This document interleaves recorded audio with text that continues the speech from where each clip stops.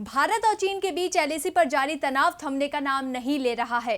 दोनों देशों के बीच बातचीत के जरिए मामला सुलझाने पर सहमति तो बनती है, लेकिन हर बार चीन एलएसी से पीछे हटने की जगह अपने वादे से पीछे हट जाता है। और अब खबर है कि चीन की इन हरकतों को जवाब देने के लिए भारत ने भी अपनी तैयारियां तेज कर दी हैं। तो क्या है भारत की ये तैयारियां, स्पॉट में देखिए। चीन के वादा खिलाफी वाले रवैये से पूरा विश्व वाकिफ है। चीन कहता तो कुछ और है, लेकिन करता वही है जिसमें सिर्फ उसका फायदा हो। चीन और भारत में सीमा विवाद को लेकर कई बार बातचीत का दौर भी चला। सभी बैठकों के बाद तय किया गया कि जहां दोनों देशों के बीच विवाद है, वहां से दोनों देशों के जवान पीछे हट जाएंगे। बातचीत में भले ही चीन इस पर सहमति जता देता है, लेकिन जल्द ही अपने इस समझौते से पीछे हट जाता है।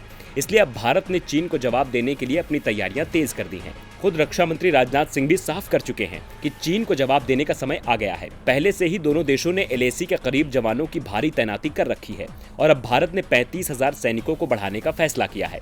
आपको बता दें कि भारत ने यह फैसला ऐसे समय में लिया है जब चीन ने अक्साई चीन में करीब 50,000 जवानों को तैनात कर रखा है। दिल्ली स्थित think tank the United Service Institution of India के डायरेक्टर और retired major general BK Sharma ने कहा कि एलएसी की प्रकृति कम से कम लद्दाख में हमेशा के लिए बदल गई है। किसी भी पक्ष की ओर से अतिरिक्त सैनिकों की वापसी तब तक नहीं की जाएगी जब तक सर्वोच्च राजनीतिक स्तर से पहल ना हो।